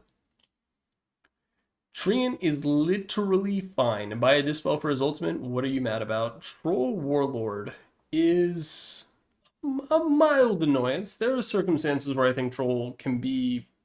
No one's ever that upset to see a Troll in the enemy team. He's sort of just a generic good stuffs carry, but his ultimate and his ability to blind multiple enemy heroes for a good duration, and it's like a 60% blind, that's frustrating. That can be very frustrating, and he can be very difficult to lane into for certain matchups. But it's really just his ultimate. The fact that if you don't have like some kind of way to deal with it in a cheese context, like you don't have an axe to dunk him, or you don't have like an Abba to soak the entire thing, it can be tough. It can be tough to play against a Troll Warlord because of the ultimate. But that's mostly it. That and the blind from the axis. If you get slowed by the axis, boohoo, whatever. Oh, and you can get BKB piercing rooted. Maybe he's a stronger mild annoyance than I initially wanted to say. Maybe that is my biases coming through. But remember, perfect and unbiased. Tusk. Oh, Tusk. Do I hot take and put him in Salt Lake City as one of the saltiest heroes in the entire game for both teams? Part of me wants to, because a Tusk is guaranteed to grief you. I'm going to put him in I'm Heated, mostly because if the Tusk is good, he doesn't make your team that upset, but Walrus Kick is one hell of a spell, dude. By far, one of the most spells in Dota 2. BKB piercing, massive relocation that also slows on a low cooldown. He can't cast it while he's in Snowball anymore, but he can also still do it pretty safely because he can target you with Snowball afterwards. I'm going to put him in I'm Heated. Also, Ice Shards is annoying.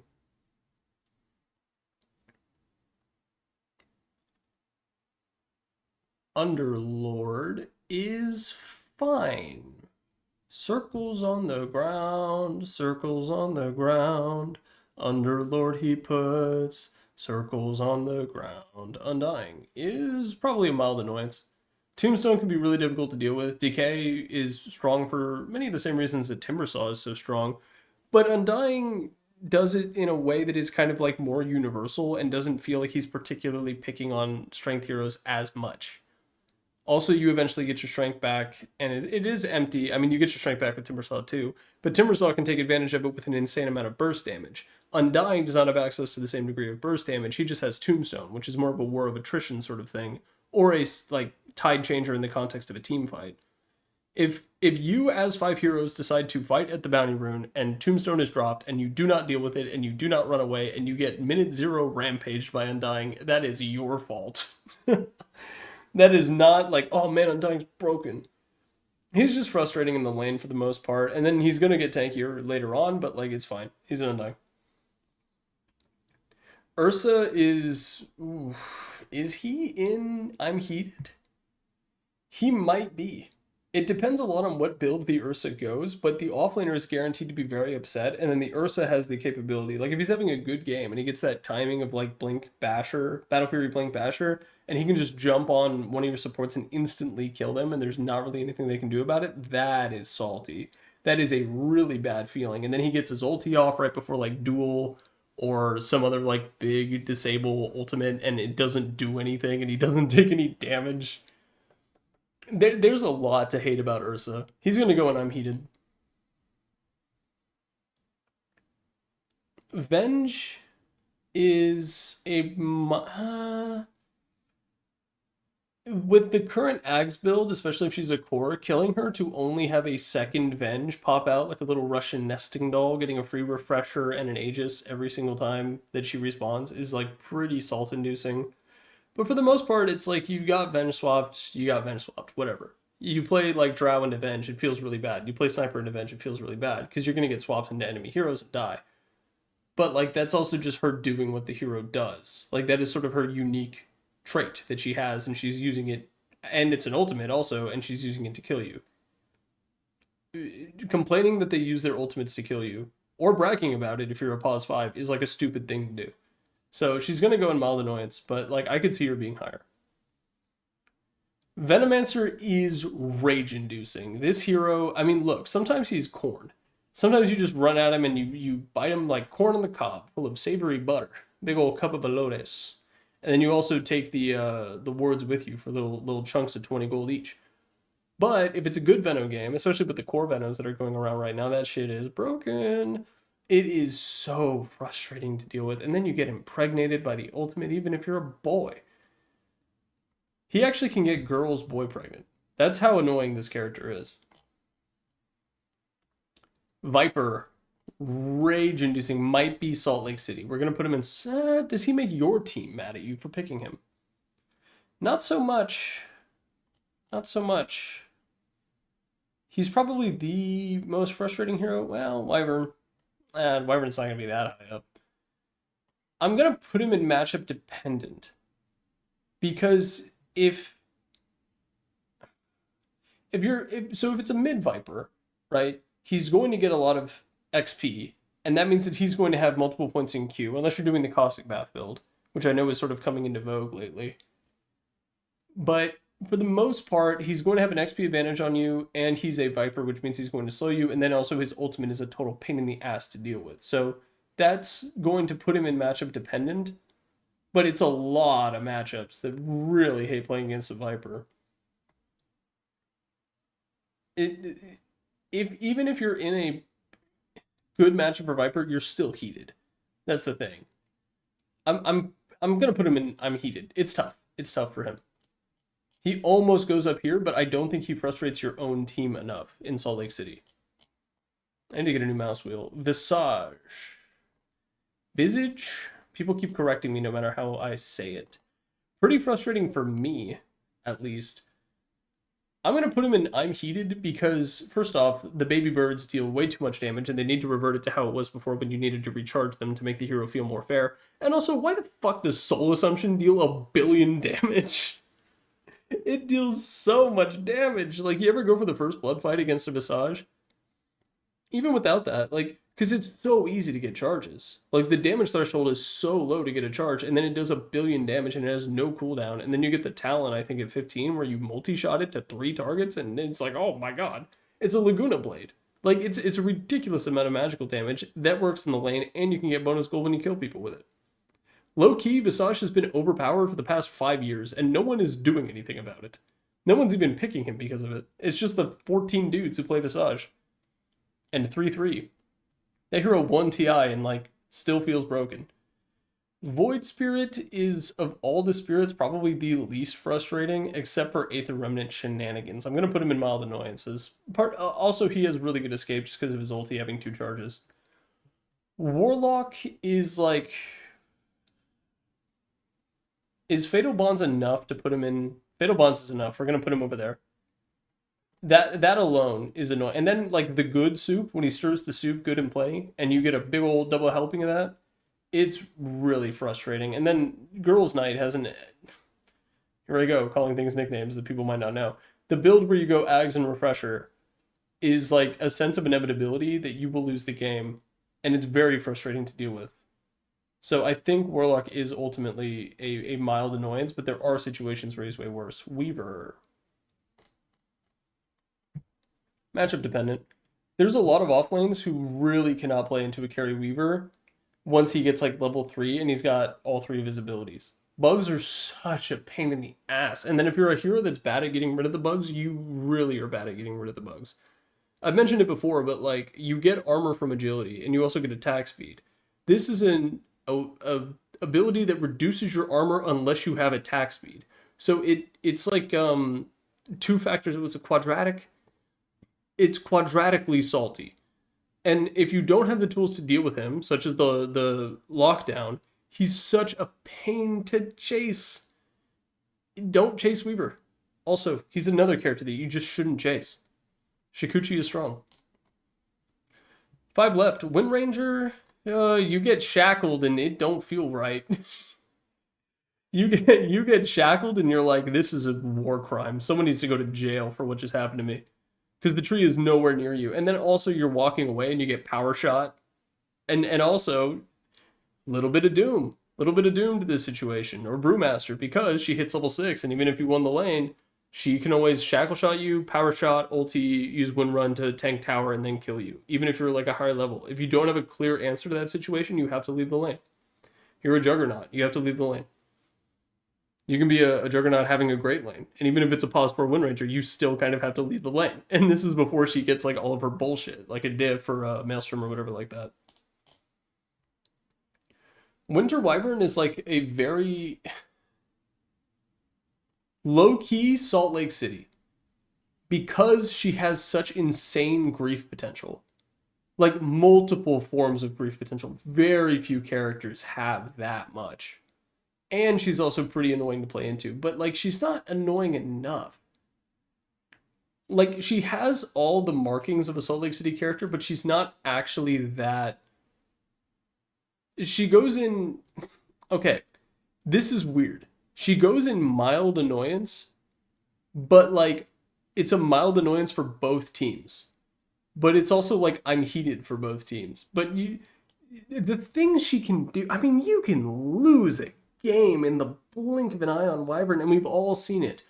Like, I had a game not that long ago where I was playing as Muerta, and I blink in, I get gone on to a small degree, I pop BKB ulti, and now I'm frozen embraced. And now a good chunk of my BKB, or almost all the BKB, is completely useless, and then a good chunk of my ultimate is also going to waste because the Winter Wyvern hit the wrong button at the wrong time. But she did it on purpose also. So, like, it's... mild annoyance but it's such a like Winter Wyvern would have her own tier. There we go. Winter Wyvern, she gets her own tier because I don't know how else to express it, but like you know what I mean. I hope you know what I mean. She's ultimate high grief potential for both, but she doesn't have the iconic salty nature of all of these. So she's just gonna get her own tier called Winter Wyvern right below Salt Lake City. Witch Doctor makes me mad, dude. I get so mad playing against Witch Doctor because of Maledict and then the Ag's ultimate, which completely wipes your team fight at the worst possible scenario. He's so annoying to play into. You have to mind your positioning in a really annoying way because when it comes to stuff like Omni Slash or Lich, you actually want bounce targets that aren't you.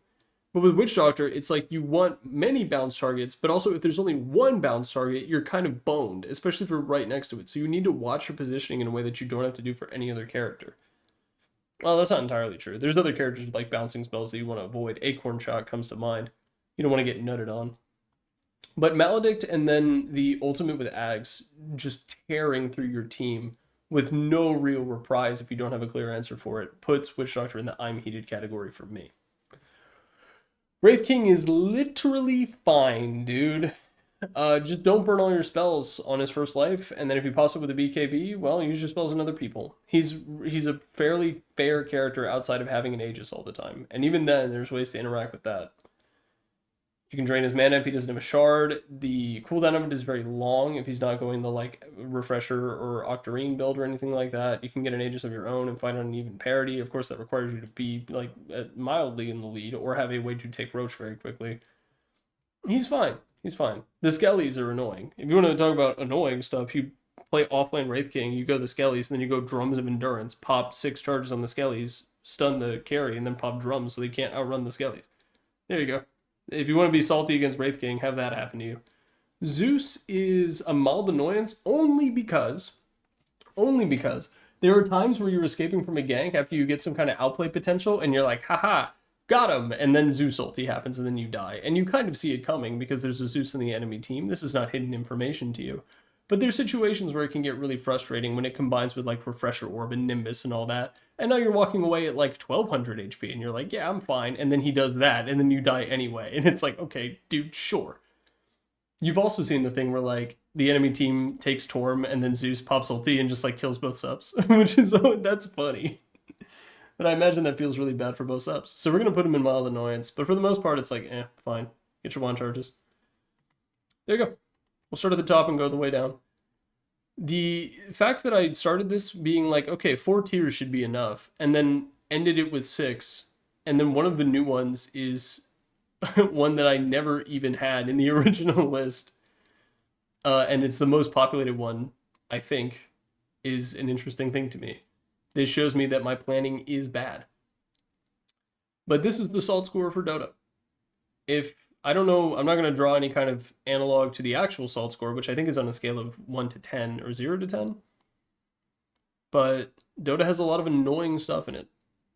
Some of it is by design. Some of it is not by design, but the players found a way to make it annoying, which is quite impressive. Mild annoyance. 1, 2, 3, 4, 5, 6, 7, 8. Yeah. By a decent margin, it had the most, and it wasn't even in the original form of the tier list. I'll probably cut out a lot of the editing and making the tiers, and then there's Winter Wyvern tier, which is very funny to me. Hopefully I was able to convey why Winter Wyvern is in her own tier, and if not, my bus. But that's it. That's the Dota 2 Salt tier list. Thank you very much for watching, and peace on planet Earth.